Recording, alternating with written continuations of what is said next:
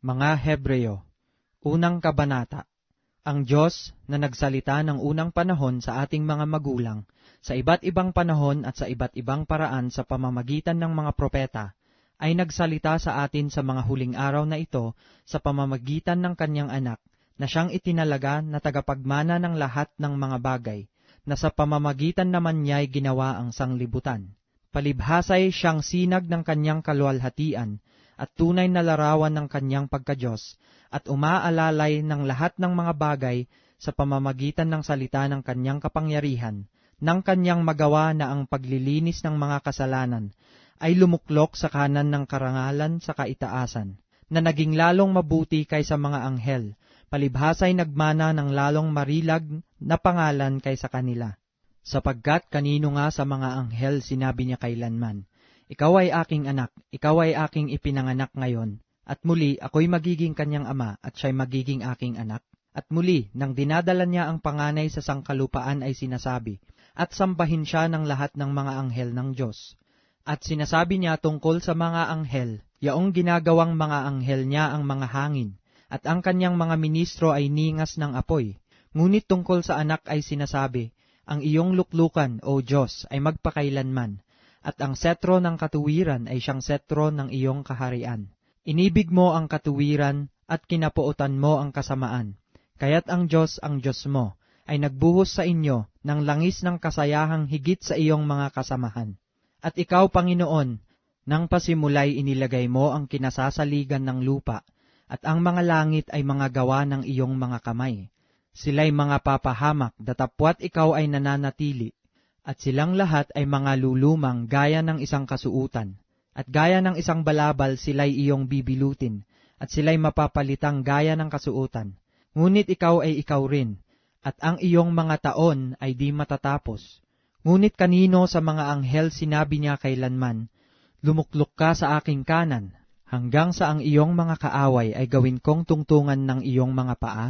Hindi baga silang lahat ay mga espiritong tagapaglingkod, na mga sinugo upang magsipaglingkod sa kapakinabangan ng mga agmamana ng kaligtasan? Ikalawang kabanata. Kaya't nararapat nating pagkatantuin ang mga bagay na narinig, baka sakaling tayo'y makahagpos. Sapagkat kung ang ipinangusap na salita sa pamamagitan ng mga anghel ay nagtibay, at ang bawat pagsalangsang at pagsuway ay tumanggap ng matuwid na parusa na kabayaran, paanong makatatanan tayo kung ating pabayaan ang ganitong dakilang kaligtasan, na ipinangusap ng Panginoon nung una ay pinatunayan sa atin sa pamamagitan ng mga nakarinig, na pawang sinaksihan naman ng Diyos na kasama nila sa pamamagitan ng mga tanda at mga kababalaghan at ng saganang kapangyarihan at ng mga kaloob ng Espiritu Santo ayon sa kanyang sariling kalooban, sapagkat hindi niya ipinasakop sa mga anghel ang sanglibutang darating, na siya naming isinasaysay. Ngunit pinatunayan ng isa sa isang dako, na sinasabi, "Ano ang tao upang siya'y iyong alalahanin, o ang anak ng tao upang siya'y iyong dalawin? Siya'y ginawa mong mababa ng kaunti kaysa mga anghel. Siya'y pinutungan mo ng kaluwalhatian at ng karangalan, at siya'y inilagay mo sa ibabaw ng mga gawa ng iyong mga kamay. Inilagay mo ang lahat ng mga bagay sa pagsuko sa ilalim ng kanyang mga paa, sapagkat nang pasukin niya ang lahat ng mga bagay sa kanya, ay wala siyang iniwan na di sumuko sa kanya. Ngunit ngayon ay hindi pa natin nakikitang sumuko sa kanya ang lahat ng mga bagay, kundi nakikita natin ang ginawang mababa ng kaunti kaysa mga anghel, sa makatuwid ay si Jesus, na dahil sa pagbata ng kamatayan ay pinutungan ng kaluwalhatian at karangalan, upang sa pamamagitan ng biyaya ng Diyos ay lasapin niya ang kamatayan dahil sa bawat tao. Sapagkat marapat sa kanya na pinag-ukulan ng lahat ng mga bagay, at sa pamamagitan niya ang lahat ng mga bagay, sa pagdadala ng maraming anak sa kaluwalhatian, na gawing sakdal siyang may gawa ng kaligtasan nila sa pamamagitan ng mga sakit. Sapagkat ang nagpapaging banal at ang mga pinapaging banal ay pawang sa isa, na dahil dito'y hindi siya nahihiyang tawagin silang mga kapatid, na sinasabi, "Ibabalita ko ang iyong pangalan sa aking mga kapatid, sa gitna ng kapisanan ay aawitin ko ang kapurihan mo." At muli, ilalagak ko ang aking pagkakatiwala sa kanya. At muli, narito, ako at ang mga anak na ibinigay sa akin ng Diyos. Dahil sa ang mga anak ay may mga bahagi sa laman at dugo, siya na may gayon ding nakabahagi sa mga ito, upang sa pamamagitan ng kamatayan ay kanyang malipol yaong mga paghahari sa kamatayan, sa makatuwid ay ang dyablo, at mailigtas silang lahat na dahil sa takot sa kamatayan ay nangasa ilalim ng pagkakaalipin sa buong buhay nila, sapagkat tunay na hindi niya tinutulungan ang mga anghel, kundi tinutulungan niya ang binhi ni Abraham. Kaya't nararapat sa kanya na sa lahat ng mga bagay ay matulad sa kanyang mga kapatid, upang maging isang dakilang saserdoteng maawain at tapat sa mga bagay na nauukol sa Diyos, upang gumawa ng pangpalubag loob patungkol sa mga kasalanan ng bayan. Palibhasa'y nagbata siya sa pagkatukso, siya'y makasasaklolo sa mga tinutukso. 3 Kabanata.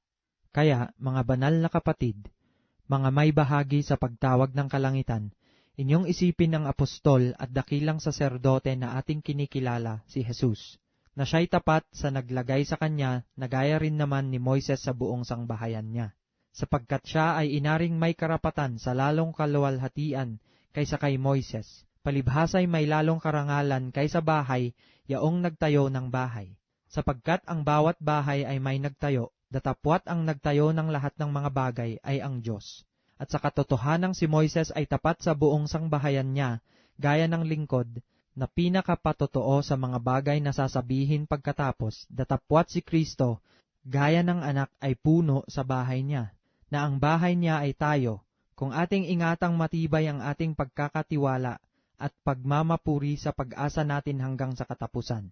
Gaya nga ng sabi ng Espiritu Santo, ngayon kung marinig ninyo ang kanyang tinig, huwag ninyong papagmatigasin ang inyong mga puso, na gaya ng sa pamumungkahi, gaya ng sa araw ng pagtukso sa ilang, na doon ako tinukso ng inyong mga magulang sa pagsubok sa akin, at 40 taon na nangakita ang aking mga gawa.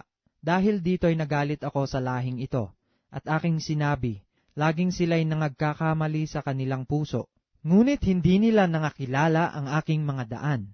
Ano pat aking isinumpa sa aking kagalitan, sila'y hindi magsisipasok sa aking kapahingahan. Magsipag-ingat kayo, mga kapatid. Baka sakalin mayroon sa kanino man sa inyo ng isang pusong masama na walang pananampalataya, na naghihiwalay sa inyo sa Diyos na buhay. Ngunit kayo'y mangagpangaralan sa isa't isa araw-araw, samantalang sinasabi, ngayon, baka papagmatigasin ang sino man sa inyo ng daya ng kasalanan. Sapagkat tayo'y nagiging kabahagi ni Kristo, kung ating iniingatang matibay ang pasimula ng ating pagkakatiwala hanggang sa katapusan, samantalang sinasabi, ngayon, kung marinig ninyo ang kanyang tinig, huwag ninyong papagmatigasin ang inyong mga puso, na gaya ng sa pamumungkahi, sapagkat sino-sino na pagkarinig ay namungkahi, ngunit hindi ba gayaong lahat na nagsialis sa Ehipto sa pamamagitan ni Moises? At sino-sino ang kinagalitan niyang 40 taon? Hindi ba gayaong nangagkasala, na ang kanilang mga katawan ay nangabuwal sa ilang?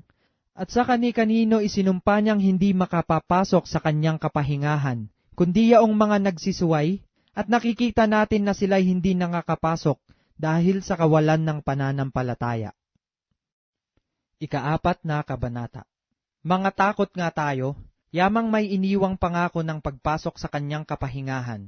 Baka sakaling sino man sa inyo ay maging tulad sa di nakaabot niyaon. Sapagkat tunay na tayo'y pinangaralan ng mabubuting balita, gaya rin naman nila. Ngunit hindi nila pinakinabangan ang salitang napakinggan, dahil sa walang kalakip na pananampalataya ang nangakarinig. Sapagkat tayong nagsisipanampalataya ay nagsisipasok sa kapahingahang yaon, gaya ng sinabi niya, gaya ng aking isinumpa sa aking kagalitan, sila'y hindi magsisipasok sa aking kapahingahan, bagamat ang mga gawa ay nangatapos mula nang itatag ang sanglibutan, sapagkat sa isang dako ay sinabi niya ang ganito tungkol sa 7 araw, at nagpahinga ng 7 araw ang Diyos sa lahat ng kanyang mga gawa. At sa dakong ito ay muling sinabi, sila'y hindi magsisipasok sa aking kapahingahan, kaya't yamang may natitira pang ibang dapat magsipasok doon. At ang mga pinangaralan ng una ng mabubuting balita ay hindi nangapasok dahil sa pagsuway, ay muling nagtangi siya ng isang araw. Ngayon, pagkatapos ng ilang panahon na sinabi sa mga awit ni David, Ayon sa sinabi na ng una, ngayon, kung marinig ninyo ang kanyang tinig, huwag ninyong papagmatigasin ang inyong mga puso, sapagkat kung ibinigay sa kanila ni Josue ang kapahingahan, ay hindi na sana niya sasalitain pagkatapos ang ibang araw. May natitira pang ang isang pamamahingang Sabat, ukol sa bayan ng Diyos, sapagkat ang pumasok sa kanyang kapahingahan ay nagpahinga naman sa kanyang mga gawa, gaya ng Diyos sa kanyang mga gawa. Magsipagsikap nga tayo ng pagpasok sa kapahingahang yaon, upang huwag marapa ang sino man ayon sa gayong halimbawa ng pagsuway. Sapagkat ang salita ng Diyos ay buhay, at mabisa, at matalas kaysa alinmang tabak na may 2 talim, at bumabaon hanggang sa paghihiwalay ng kaluluwa at espiritu, ng mga kasukasuan at ng utak, at madaling kumilala ng mga pag-iisip at mga haka ng puso. At walang anumang nilalang na hindi nahahayag sa kanyang paningin, ngunit ang lahat ng mga bagay ay hubad at hayag sa harapan ng mga mata niyaong ating pagsusulitan. Yaman ngang tayo'y mayroong isang lubhang dakilang saserdote na pumasok sa kalangitan, si Jesus na anak ng Diyos, ay ingatan nating matibay ang ating pagkakakilala, sapagkat tayo'y walang isang dakilang saserdote na hindi maaaring mahabag sa ating kahinaan, kundi isa na tinukso sa lahat ng mga paraan, gaya rin naman natin gayon may walang kasalanan. Magsilapit nga tayong may pagkakatiwala sa luklukan ng biyaya, upang tayo'y magsipagtamo ng awa, at mga kasumpong ng biyaya upang tumulong sa atin sa panahon ng pangangailangan. 5 Kabanata. Sapagkat ang bawat dakilang saserdote, palibhasa'y hinugot sa mga tao, ay inilagay dahil sa mga tao sa mga bagay na nauukol sa Diyos, upang siya'y makapaghandog ng mga kaloob at mga hain namang patungkol sa mga kasalanan, na makapagtitiis na may kaamuan sa mga di nakaaalam at nangamamali, yamang siya rin naman ay nalilibid ng kahinaan. At dahil dito'y nararapat siyang maghandog dahil sa mga kasalanan at hindi lamang patungkol sa mga tao, kundi naman sa kanyang sarili. At sino man ay hindi tumatanggap sa kanyang sarili ng karangalang ito, liban na kung tawagin siya ng Diyos na gaya ni Aaron. Gayon din si Kristo man ay hindi nagmapuri sa kanyang sarili upang maging dakilang saserdote, kundi yaong sa kanya ay nagsabi, ikaw ay aking anak, ikaw ay aking naging anak ngayon. Gaya rin naman ng sinasabi niya sa ibang dako, ikaw ay saserdote magpakailanman, ayon sa pagkasaserdote ni Melkisedek, na siya sa mga araw ng kanyang laman ay naghandog ng mga panalangin at mga daing na sumisigaw ng malakas at lumuluha doon sa may kapangyarihang makapagligtas sa kanya sa kamatayan, at siya'y dininig dahil sa kanyang banal na takot. Bagamat siya'y anak, gayon may natuto ng pagtalima sa pamamagitan ng mga bagay na kanyang tiniis. At nang siya'y mapaging sakdal, ay siya ang gumawa ng walang hanggang kaligtasan ng lahat na mga nagsisitalima sa kanya. Pinangalan ng Diyos na dakilang saserdote ayon sa pagkasaserdote ni Melkisedek. Tungkol sa kanya'y marami kaming sasabihin, at mahirap na saysayin palibhasay nagsipurol kayo sa pakikinig. Sapagkat nang kayo'y nangararapat ng maging mga guro dahil sa kaluwatan, ay muling kayo'y nangangailangan na kayo'y turuan ni numan ng mga unang simulain ng aral ng Diyos, at naging tulad sa mga nangangailangan ng gatas at hindi ng pagkaing matigas. Sapagkat bawat tumatanggap ng gatas ay walang karanasan sa salita ng katuwiran, sapagkat siya'y isang sanggol. Ngunit ang pagkaing matigas ay sa mga may gulang. Sa makatuwid ay doon sa mga pamamagitan ng pamimihasa ay nangasanay ang kanilang mga pakiramdam upang makilala ang mabuti at ang masama. 6 Kabanata. Kaya't tayo'y tumigil na ng pagsasalita ng mga unang simulain ng aral ni Kristo, at tayo'y mangagpatuloy sa kasakdalan na huwag nating ilagay na muli ang kinasasaligan ng pagsisisi sa mga patay na gawa at ng pananampalataya sa Diyos, ng aral na tungkol sa mga paglilinis, at ng pagpapatong ng mga kamay, at ng pagkabuhay na maguli ng mga patay, at ng paghuhukom na walang hanggan. At ating gawin ito kung ipahihintulot ng Diyos, sapagkat tungkol sa mga minsang naliwanagan at nakalasap ng kaloob ng kalangitan, at mga nakabahagi ng Espiritu Santo, at nakalasap ng mabuting salita ng Diyos at ng mga kapangyarihan ng panahong darating, at saka nahiwalay sa Diyos ay di maaaring baguhin silang muli sa pagsisisi. Yamang kanilang ipinapapakong muli sa ganang kanilang sarili ang anak ng Diyos, at inilalagay na muli siya sa hayag na kahihiyan, sapagkat ang lupang humitit ng ulang madalas na lumalagpak sa kanya, at tinutubuan ng mga damong pinakikinabangan ng mga yaon na dahil sa kanila'y binukid, ay tumanggap ng pagpapalang mula sa Diyos. Datapwat, kung namumunga ng mga tinik at dawag, ay itinatakwil at malapit sa sumpa, at ang kanyang kahihinatnan ay ang sunugin. Ngunit, mga minamahal, naniniwala kaming lubos sa magagaling na bagay tungkol sa inyo, at sa mga bagay na kalakip ng pagkaligtas, bagamat kami ay nagsasalita ng ganito, sapagkat ang Diyos ay hindi liko upang limutin ang inyong gawa at ang pag-ibig na inyong ipinakita sa kanyang pangalan, sa inyong paglilingkod sa mga banal, at hanggang ngayon nagsisipaglingkod kayo.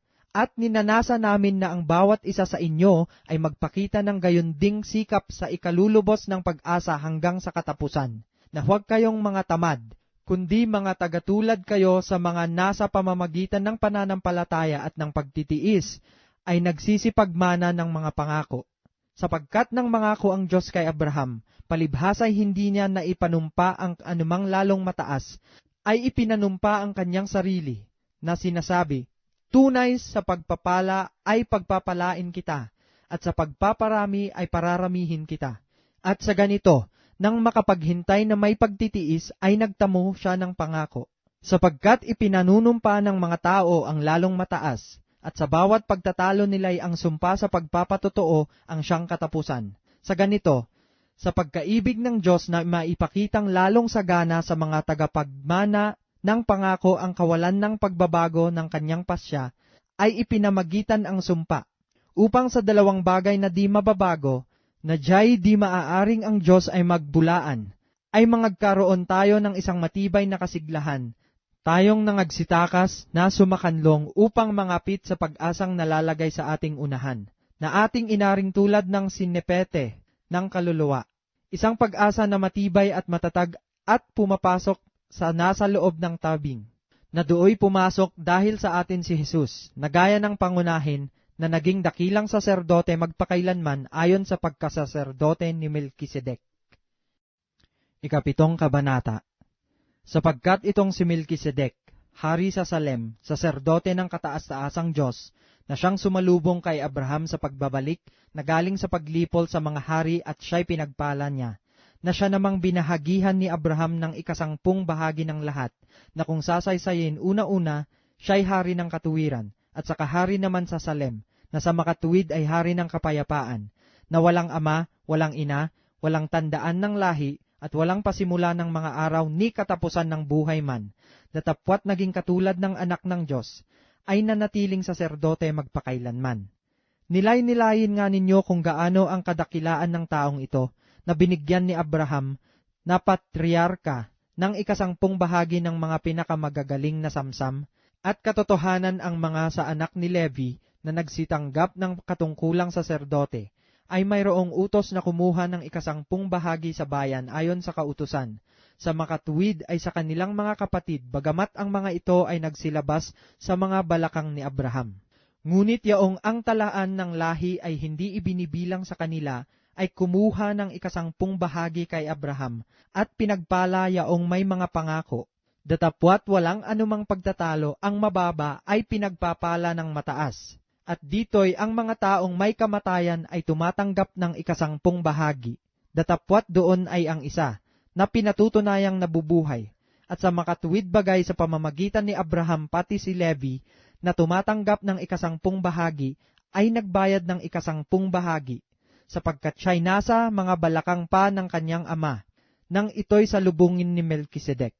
Ngayon, kung may kasakdalan nga sa pamamagitan ng pagkasaserdote ng mga Levita, sapagkat sa ilalim nito ay tinanggap ng bayan ang kautusan, anong kailangan pa na magbangon ang ibang saserdote ayon sa pagkasaserdote ni Melkisedek at hindi ibilang ayon sa pagkasaserdote ni Aaron? Sapagkat nang palitan ang pagkasaserdote ay kinailangang palitan naman ang kautusan. Sapagkat yaong tungkol sa kanya ay sinasabi ang mga bagay na ito ay naukol sa ibang angkan, na doon ang sino may hindi naglilingkod sa dambana, sapagkat maliwanag na ang ating Panginoon ay lumitaw mula kay Juda, na tungkol sa angkang iyaoy walang sinalitang anuman si Moises hinggil sa mga saserdote. At lalo pang napakaliwanag ito kung ayon sa anyo si Melkisedek ay lumitaw ang ibang saserdote, na ginawa hindi ayon sa kautusan ng utos na ukol sa laman, kundi ayon sa kapangyarihan ng isang buhay na walang katapusan. Sapagkat pinatotohanan tungkol sa kanya, ikaw ay saserdote magpakailanman ayon sa pagkasaserdote ni Melkisedek, sapagkat napapawi ang unang utos dahil sa kanyang kahinaan at kawalan ng kapakinabangan. Sapagkat ang kautusan ay walang anumang pinasasakdal, at may pagpapasok ng isang pag-asang lalong magaling na sa pamamagitan nito ay nagsisilapit tayo sa Diyos. At yamang yaoy hindi naging sa walang sumpa, sapagkat sila'y sa katotohanan ay ginawang mga saserdote na walang sumpa. Datapwat siya'y may sumpa sa pamamagitan ni yaong nagsasabi tungkol sa kanya, sumumpa ang Panginoon at hindi siya nagsisisi, ikaw ay saserdote magpakailanman. At gayon din naman si Jesus ay naging tagapanagot sa lalong mabuting tipan. At katotohanang sila'y marami sa bilang na naging mga saserdote, sapagkat dahil sa kamatayan ay napigil sila ng pagpapatuloy. Datapwat siya sapagkat namamalagi magpakailanman ay may pagkasaserdote siyang di mapapalitan. Dahil dito naman siya'y nakapagliligtas na lubos sa mga nagsisilapit sa Diyos sa pamamagitan niya.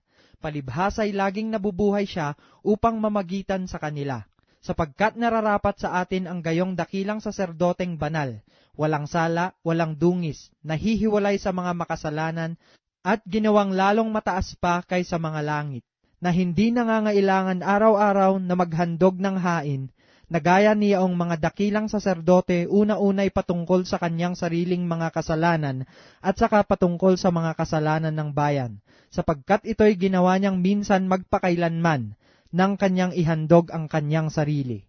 Sapagkat inilagay ng kautusan ng mga dakilang saserdote ang mga taong may kahinaan, ngunit ang salita ng sumpa na kasunod ng kautusan ay siyang naglalagay sa anak, na sakdal magpakailanman. 8 Kabanata. Ang kinauuwian nga ng mga bagay na aming sinasabi ay ito. Mayroon tayong isang dakilang saserdote na nakaupo sa kanan ng luklukan ng karangalan sa mga langit, ministro sa santuaryo at sa tunay na tabernakulo na itinayo ng Panginoon, hindi ng tao. Sapagkat ang bawat dakilang saserdote ay inilagay upang maghandog ng mga kaloob at ng mga hain naman. Sa ganito'y kinakailangan din namang siya'y magkaroon ng anumang ihahandog. Kung siya nga'y nasa lupa ay hindi siya saserdote sa anumang paraan, palibhasa'y mayroon nang nagsisipaghandog ng mga kaloob ayon sa kautusan, na nangaglilingkod sa anyo at anino ng mga bagay sa kalangitan, gaya naman ni Moises, na pinagsabihan ng Diyos nang malapit nang gawin niya ang tabernakulo. Sapagkat sinabi niya, ingatan mo na iyong gawin ang lahat ng mga bagay ayon sa anyong ipinakita sa iyo sa bundok. Datapwat ngayoy kinamtan niya ang ministeryong lalong marangal, palibhasay siya na may tagapamagitan sa isang tipang lalong magaling, na inilagda sa lalong mabubuting pangako.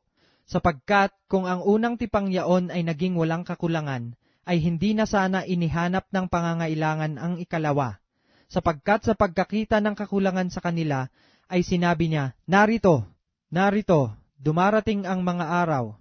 Sinasabi ng Panginoon na ako'y gagawa ng isang bagong pakikipagtipan sa sangbahayan ni Israel at sa sangbahayan ni Juda. Hindi ayon sa tipang aking ipinakipagtipan sa kanilang mga magulang ng araw na sila'y aking tangnan sa kamay, upang sila'y ihatid sa labas ng lupain ng Ehipto, sapagkat sila'y hindi nanatili sa aking tipan, at akin silang pinabayaan, sinasabi ng Panginoon.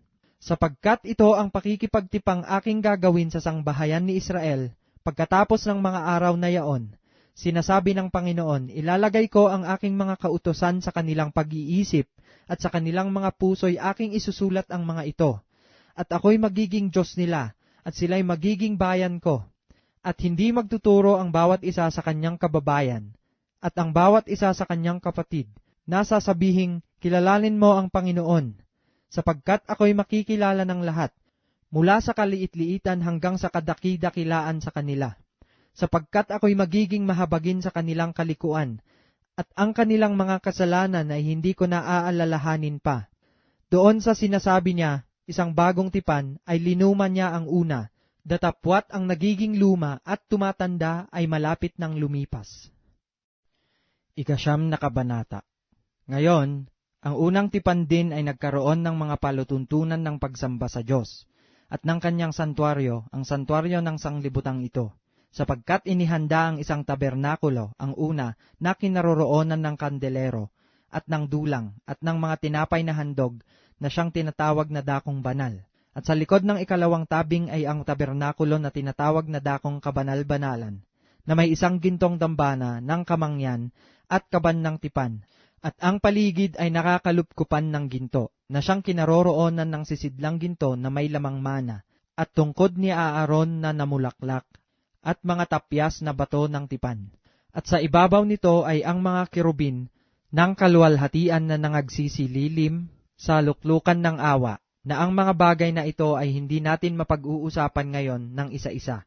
At sa ganitong pagkahanda ng mga bagay na ito, sa unang tabernakulo ay palaging nagsisipasok ang mga saserdote na tinutupad ang mga katungkulan. Datapwat sa ikalawa ay pumapasok na nag-iisa ang dakilang saserdote, minsan sa isang taon na hindi walang dalang dugo, na inihahandog na patungkol sa kanyang sarili at sa mga kamalian ng bayan, na ipinakikilala ng Espiritu Santo na hindi pa naihahayag ang pagpasok sa dakong banal, samantalang natatayo pa ang unang tabernakulo, na yaoy isang talinghaga ng panahong kasalukuyan. Ayon dito ay inihahandog ang mga kaloob at ang mga hain tungkol sa budhi na hindi magpapasakdal sa sumasamba. Palibhasa'y palatuntunan lamang na ukol sa laman na iniatang hanggang sa panahon ng pagbabago, gaya ng mga pagkain at mga inumin at sari-saring paglilinis.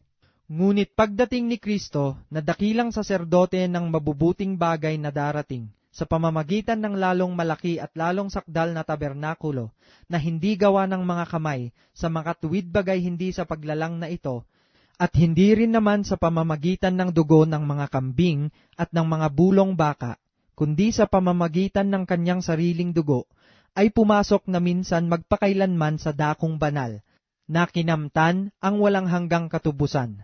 Sapagkat kung ang dugo ng mga kambing at ng mga baka, at ang abo ng dumalagang baka na ibinubudbod sa mga nadungisan, ay makapagiging banal sa kalinisan ng laman, gaano pa kaya ang dugo ni Kristo, na sa pamamagitan ng Espiritu na walang hanggan, ay inihandog ang kanyang sarili na walang dungis sa Diyos, ay maglilinis ng inyong budhi sa mga gawang patay upang magsipaglingkod sa Diyos na buhay.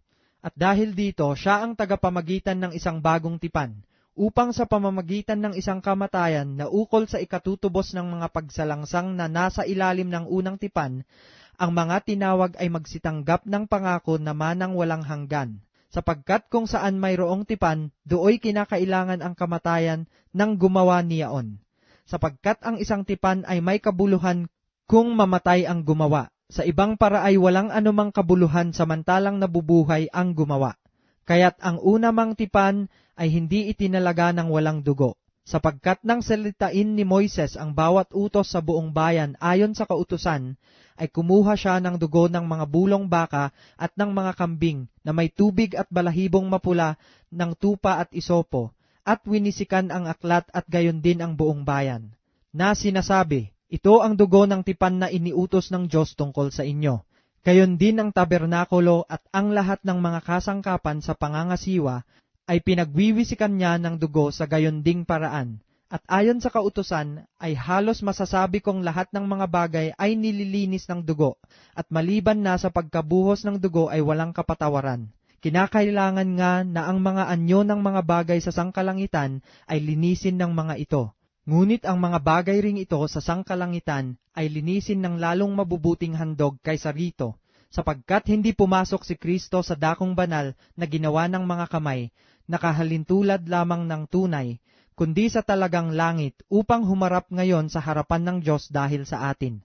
At siya'y hindi rin naman kailangang ihandog na madalas pa ang kanyang sarili, na gaya ng dakilang saserdote na pumapasok sa dakong banal taon-taon na may dalang dugo na hindi niya sarili, Sa ibang paraan ay kailangan na siya'y magbatang madalas mula nang itatag ang sanglibutan. Datapwat ngayon ay minsan siya'y nahayag sa katapusan ng mga panahon upang alisin ang kasalanan sa pamamagitan ng pagkahandog ng kanyang sarili. At kung paanong itinakda sa mga tao ang mamatay na minsan, at pagkatapos nito ay ang paghuhukom, ay gayon din naman si Kristo, na inihandog na minsan upang dalhin ang mga kasalanan ng marami, sa ikalaway pakikita na hiwalay sa kasalanan, sa ikaliligtas ng mga nagsisipaghintay sa Kanya. Ikasampung kabanata. Sapagkat ang kautusan na may isang anino ng mabubuting bagay na darating, hindi ang tunay na larawan ng mga bagay, kailan pa man ay di maaaring magpasakdal sa mga nagsisilapit sa pamamagitan ng mga hain na laging inihahandog sa taon-taon. Sa ibang paraan ay hindi kaya baga nagsipaglikat sila ng paghahandog? Sapagkat ang mga nagsisisamba, yamang nalinis na minsan, ay hindi na sana nagkaroon pa ng budhi sa mga kasalanan. Ngunit sa mga hain yaon ginagawa ang pag-aalaala sa mga kasalanan taon-taon. Sapagkat di maaari na ang dugo ng mga baka at ng mga kambing ay makapag-alis ng mga kasalanan.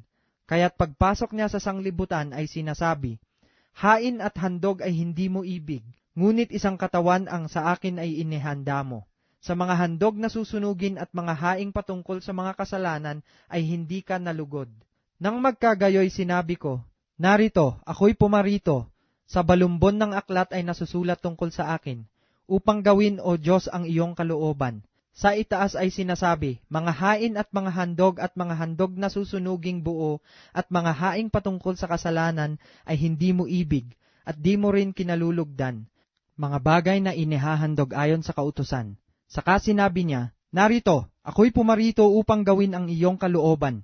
Inaalis niya ang una upang maitatag ang ikalawa. Sa kaloobang yaon, tayo'y pinapaging banal sa pamamagitan ng pagkahandog ng katawan ni Kristo na minsan magpakailanman. At katotohanang ang bawat saserdote na araw-araw ay nangangasiwa ng patayo at naghahandog na madalas ng gayon ding mga hain na hindi makaalis kailanpaman ng mga kasalanan. Ngunit siya, nang makapaghandog ng isa lamang hain patungkol sa mga kasalanan magpakailanman, ay umupo sa kanan ng Diyos. Buhat noon ay naghihintay hanggang sa ang kanyang mga kaaway ay maging tuntungan ng kanyang mga paa. Sapagkat sa pamamagitan ng isang paghahandog ay kanyang pinasakdal magpakailanman ang mga pinapagiging banal. At ang Espiritu Santo ay nagbibigay patotoo rin naman sa atin. Sapagkat pagkasabi niya na ito ang tipang gagawin ko sa kanila pagkatapos ng mga araw na yaon, sabi ng Panginoon, ilalagay ko ang aking mga kautusan sa kanilang puso at isusulat ko rin naman sa kanilang pag-iisip. At ang kanilang mga kasalanan at kanilang mga kasamaan ay hindi ko na aalalahanin pa. At kung saan man may kapatawaran ng mga ito, ay wala nang paghahandog na patungkol pa sa kasalanan.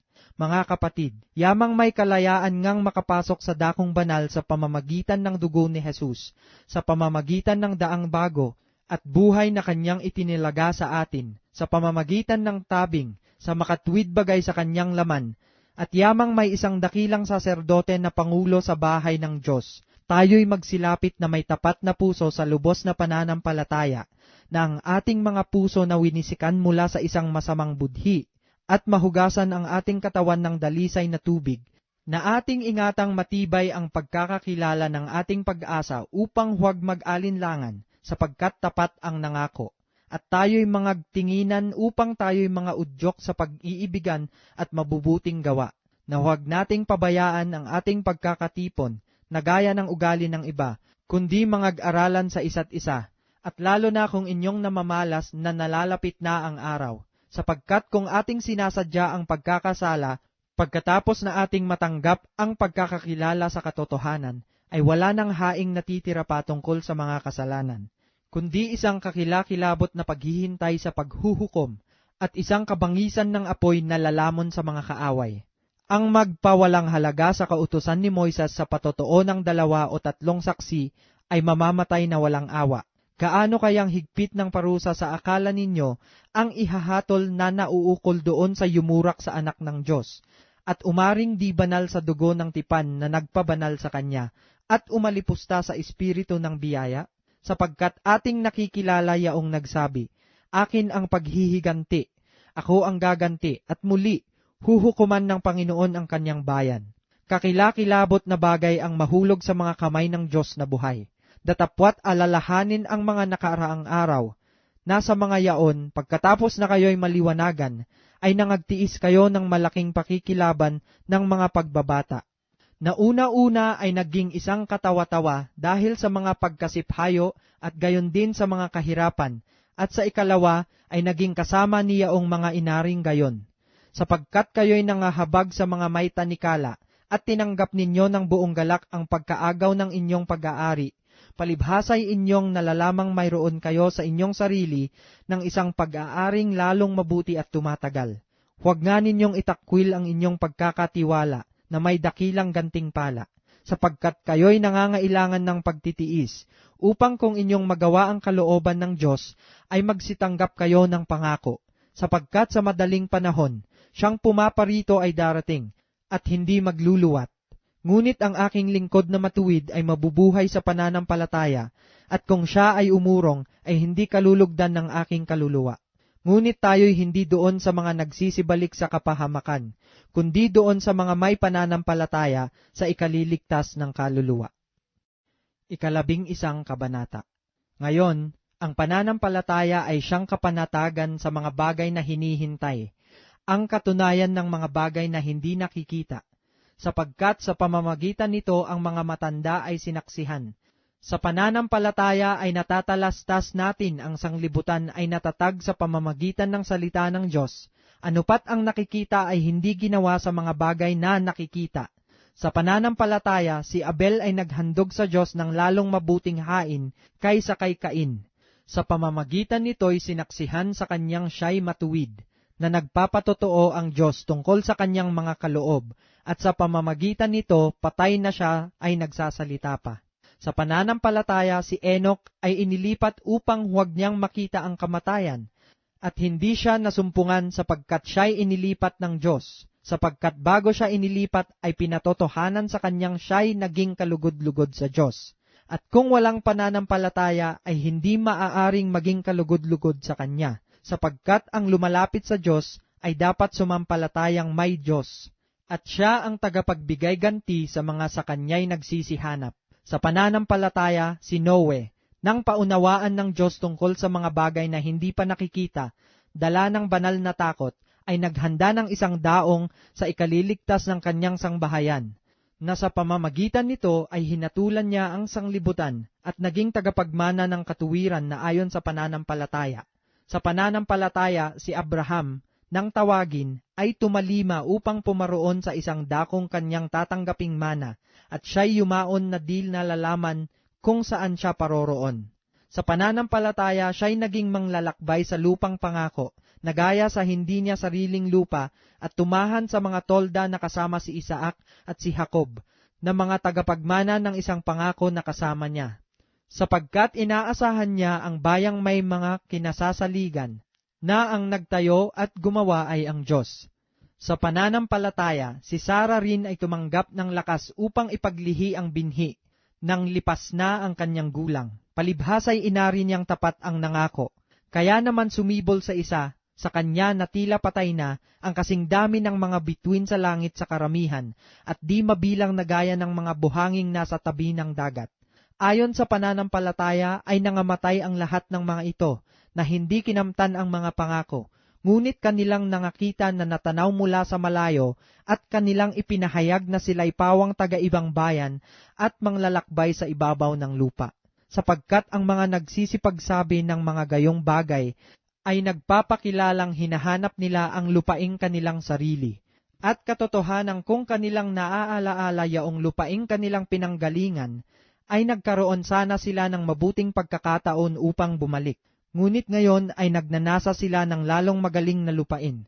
Sa makatwid bagay ang sa langit, kaya hindi sila ikinahihiya ng Diyos na tawaging Diyos nila, sapagkat kanyang ipinaghanda sila ng isang bayan.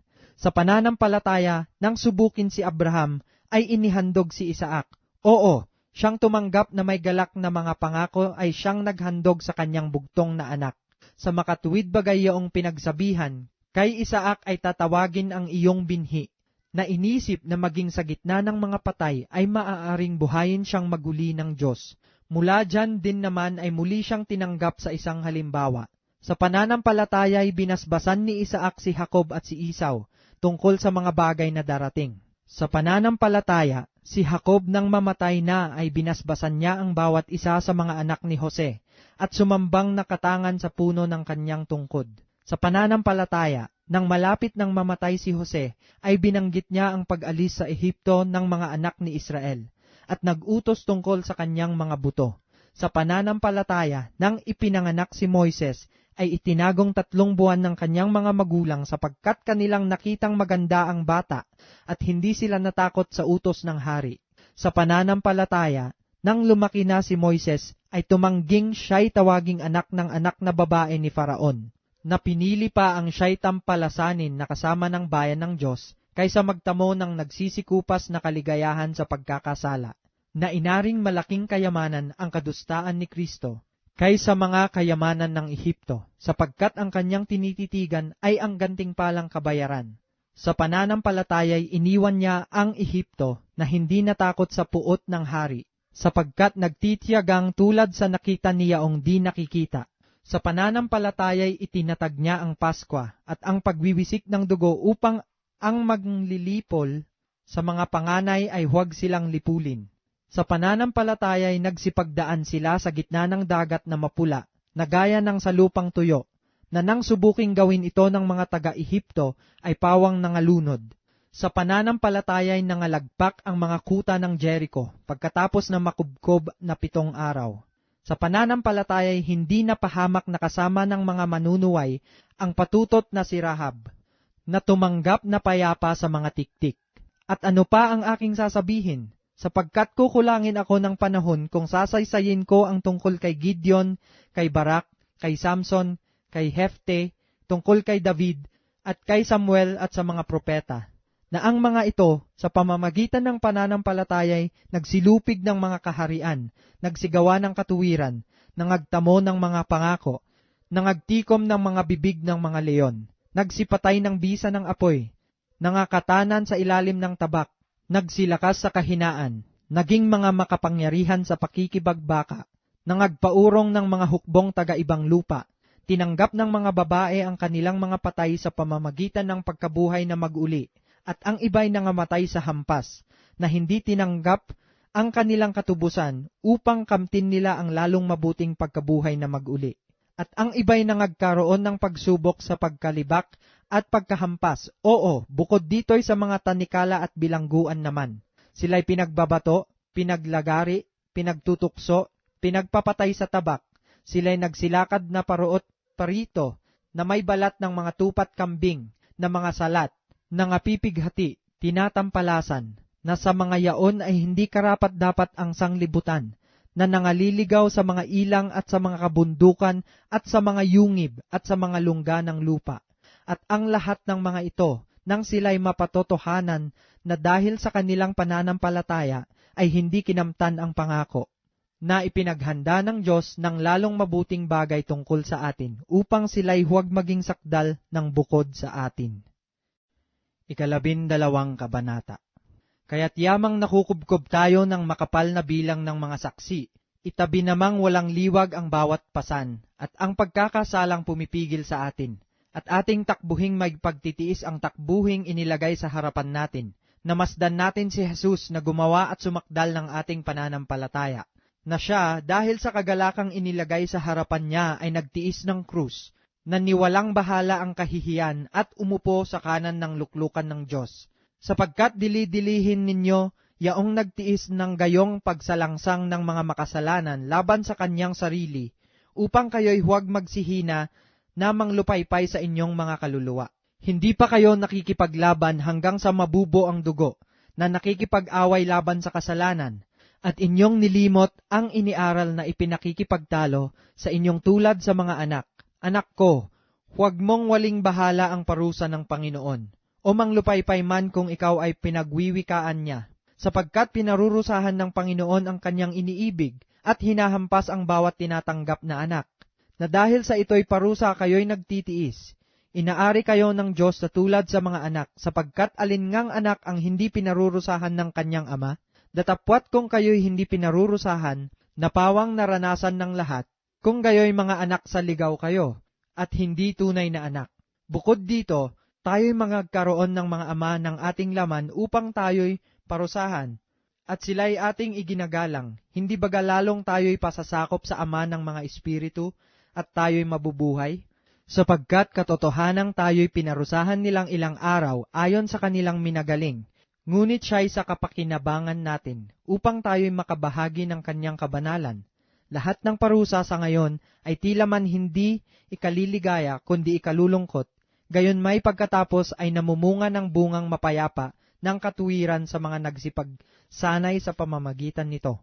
Kaya't itaas ninyo ang mga kamay na nakababa, at ang mga tuhod namang nanginginig, at magsigawa kayo ng matuwid na landas sa inyong mga paa, upang huwag maligaw ang pilay, kundi bagkus gumaling. Sundin ninyo ang kapayapaan sa lahat ng mga tao, at ang pagpapakabanal na kung wala ito'y sino man ay di makakakita sa Panginoon. Napakaingatan na baka ang sino may di makaabot sa biyaya ng Diyos. Baka kayo'y bagabagin ng anumang ugat ng kapaitan na sumisibol, at dahil dito'y mahawa ang marami.